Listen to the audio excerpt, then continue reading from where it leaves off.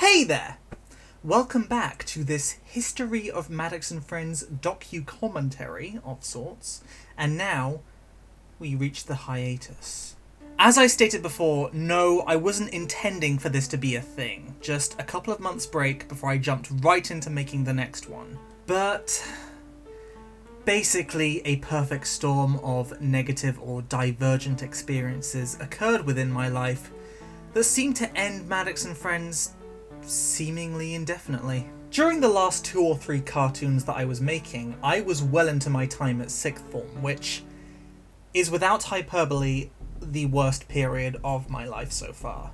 I hated everything about my time there from beginning to end.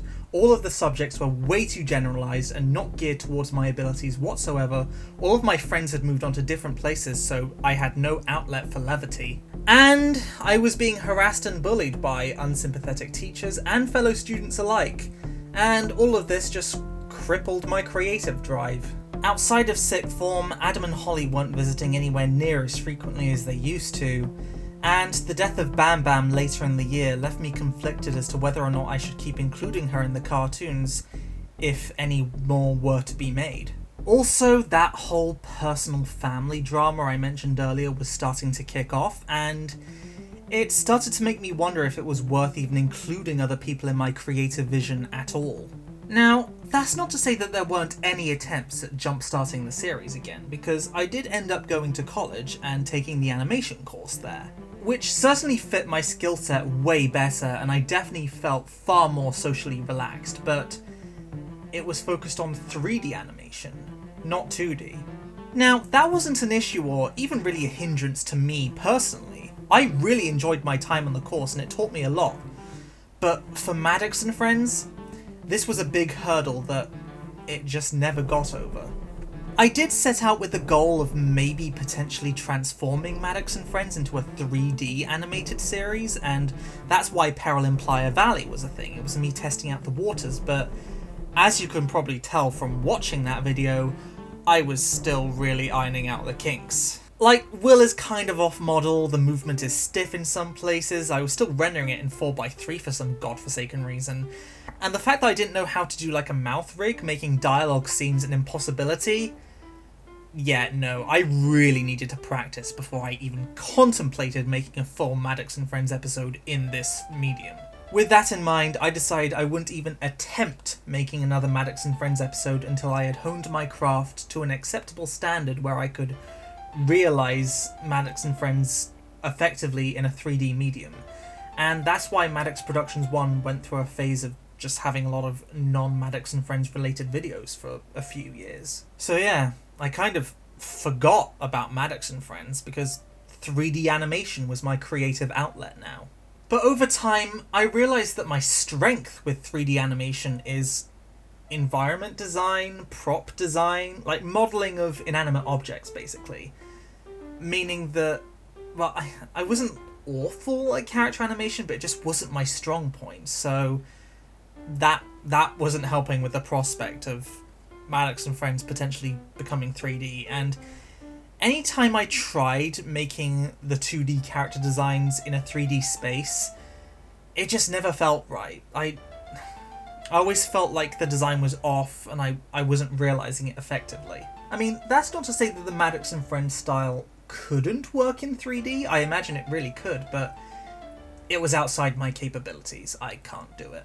And a lot of the previously mentioned bullying at 6th form was people browbeating me into being ashamed of my art, that no one cared about it and that I'd never amount to anything, and while I did hold out against this negativity for a long period of time, at this point I was starting to believe them. And combined with the fact that I was becoming a severely reclusive introvert due to my situation at home, the idea of a Maddox and Friends cartoon series just started seeming like an outdated joke to me at this point. So that seemed to be it for Maddox and Friends, dying an unmourned death in the midst of bottled up personal angst and loneliness. Or so I thought. You see, this was around the time when I met Hugh.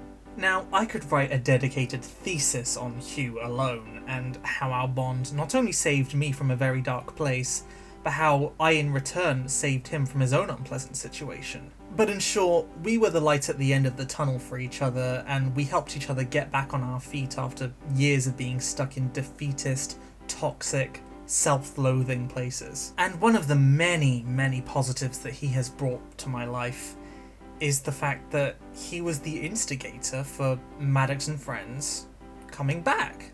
After about a year or so together, I finally mustered up the courage to show him these dusty old projects that I had no faith in anymore, thinking he'd just laugh them off as cute relics of my past. And while he certainly wasn't shy to critique things which he felt were poorly handled, his overall response was that I really had something going there and I should pick up from where I left off sometime. I was flattered by the generous commentary, but I was still uncertain. But then when I received more support after showing them to a couple of my online friends who also saw potential in them, I started to seriously consider if the cartoons were worthy of a comeback. And I thought about it, and I thought about it, and I kept thinking about it. Until ultimately, I was like, yes. I'm bringing back Maddox and Friends. So, originally I was contemplating whether or not any new episodes that I would make would be further installments of Series 2, or if they would start their own new saga in the form of a Series 3. And for a brief time, I did consider this next cartoon to be the former, but ultimately I justified it as Series 2 being so far in the past with such drastically different and archaic creative methods that anything new I'd be making now would basically be the start of a brand new season.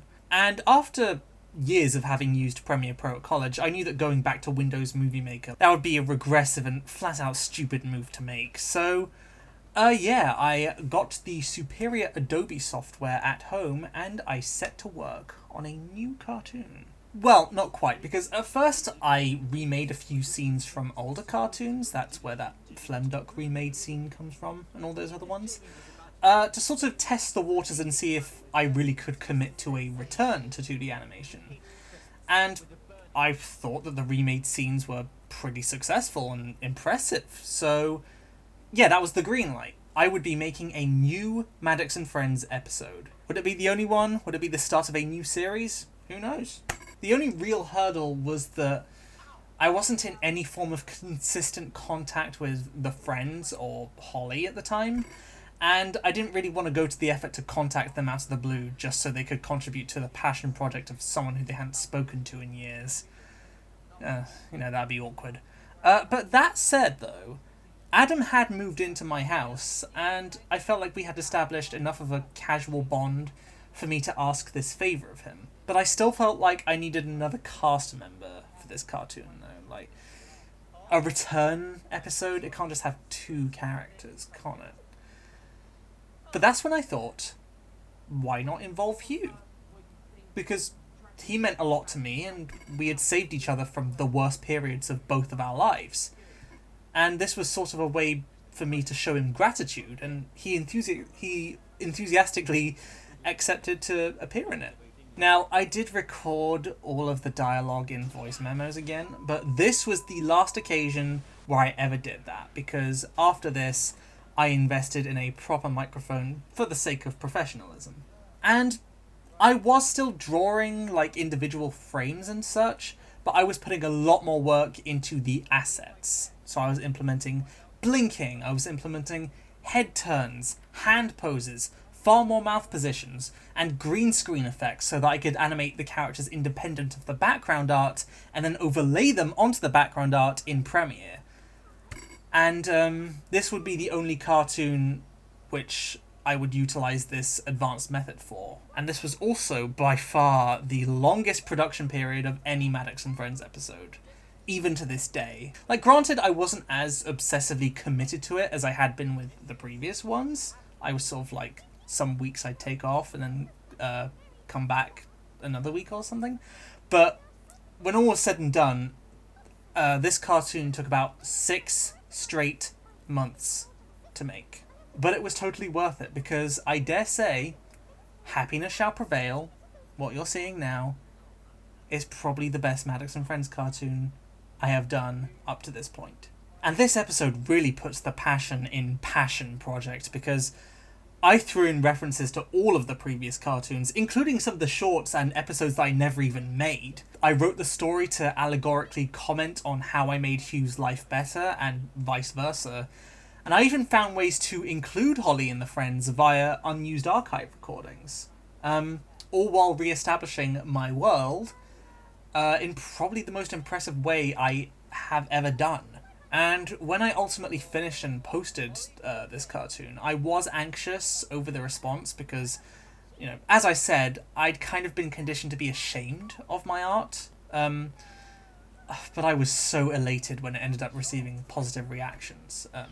I will say that I have since grown more of a backbone since then, so I do know that I don't need like positive assurance to know that I'm a good artist. But at the time, when I needed more reassurance, it was definitely an uplifting feeling to receive all of those compliments. And it basically assured that Maddox and Friends would be here to stay. But where would I go from here? So, the interesting thing about The Wedding of Benji and Bam Bam is that it actually started life as a minute-long short, which I had made way back during the production of Maddox and Friends Series 2 in, like, 2014-ish. And it was finished. I published it and everything. This was public on my channel. But I deleted it not long after because I felt like I hadn't realised the premise very effectively, and I wanted to do it more justice sometime in the future. But after the death of Bam Bam, as well as Benji himself a couple of years later, my desire to remake that short, it was basically crushed, and it was kind of indefinitely shelved. I didn't know I'd ever if I'd ever come back to it. But once I made Happiness Shall Prevail and felt fine with including Benji, Bam Bam, and Misty in it, despite the fact that their real life counterparts had died, I figured that there was no real reason to keep holding back on finally remaking that short. But that said, the more I worked on it, the more I got this compulsion to just expand it into a full episode, like a full installment of the main Maddox and Friends series, and that's what ultimately happened. Although it ended up being the second shortest of all the main Maddox and Friends episodes, just beating Benji Finds Love, which is still the shortest to this day. I think it ultimately took maybe 2 months to make, and by this point I had left college and I was instead finishing up my course at university. And my tutors there had learned of my passion for 2D animation, and they decided to teach me about the immeasurably superior capabilities of After Effects. And that was a godsend. It finally allowed me to reach those professional standards which I had been yearning for years. And if I could go back to my younger self and give him this software, he would be over the moon, and all of those earlier cartoons would look immeasurably better. And I love that from this point on, my animations have no choppiness. Like, everything from the body movements to the head turns to the lip syncing, it's silky smooth. It really is a sight to behold. But still, at the end of the day, this episode, it is relatively small fry. And with these better resources, I wanted to try something more ambitious, more grandiose. And so we arrive at what is currently the last stop on the journey of Maddox and Friends, the latest episode, Silence Ain't Golden. This one began production almost immediately after The Wedding of Benji and Bam Bam because I was riding high on creativity and I wanted to keep things moving. This cartoon took about 4 months to complete, and it finished production literally on the last day of 2020, so I was able to rein in the new year by basking in the satisfaction of my completed art. The idea for this episode, it comes from a recurring anxiety that I have whenever I make a new cartoon. And that is, whenever I ask Adam or Holly or really any of the friends to do voice work for me, I always feel nervous about doing so, and I have to really muster up the courage to approach them about it, because even though they don't mind doing it, I still feel kind of guilty about it anyway, like I'm intruding on their personal time or I'm being too pestery to them about what is essentially my passion project. And on top of that, it could often be difficult to even arrange recording sessions with them anyway, so that doesn't help a lot of the time. But that's when I had the idea for this story, where the characters just straight up can't talk due to some form of technical malfunction in Holly's equipment or something, because she's a scientist slash mathematician slash clever person. And then I would barely have to worry about recording sessions or voice actors at all this time, save for a couple of lines towards the end when they actually do get their voices back. Meaning I could just fire away with the animation for the most part. And also, while playing around with some text-to-speech programs around the same time, I also had the idea to have those AIs that I was playing around with speak in the characters' places via like a walkie-talkie that Holly invents. And I thought that was a fun idea. And from then on, the episode basically poured out of me, and I'm pretty proud of the end result. And I even decided to tie the how and the why of the situation back into Loud, Loud, Loud, just to give this universe more of an organic continuity where some past things might come back to haunt the characters, which I thought was a pretty tasteful way of referencing the past. So, there you go. Hello, Cluck. Yeah, he's a real plush chicken. But yes, as of right now, that is where the Maddox and Friends timeline currently ends. That's not to say that I have any intention of stopping anytime soon. I do have some juicy ideas in the pipeline that I'm currently workshopping. But after having provided the animated segment of Time Lord Victorious for the Hooniversals earlier this year, which has pretty much dwarfed everything else I've ever made in terms of sheer scale, I am feeling a little bit burned out right now. So I am taking it a little bit easy for the time being and just working on smaller scale stuff like a few clips here and there. But rest assured, soon I'll be back on my feet again. And another Maddox and Friends episode will be coming your way. Thank y'all for watching this docu-commentary of sorts. Thank you to anyone who has been involved with the cartoons at any point and in any capacity. And I'll see y'all soon. I'll see you soon. It's I see you soon in the cartoons, isn't it? See you soon!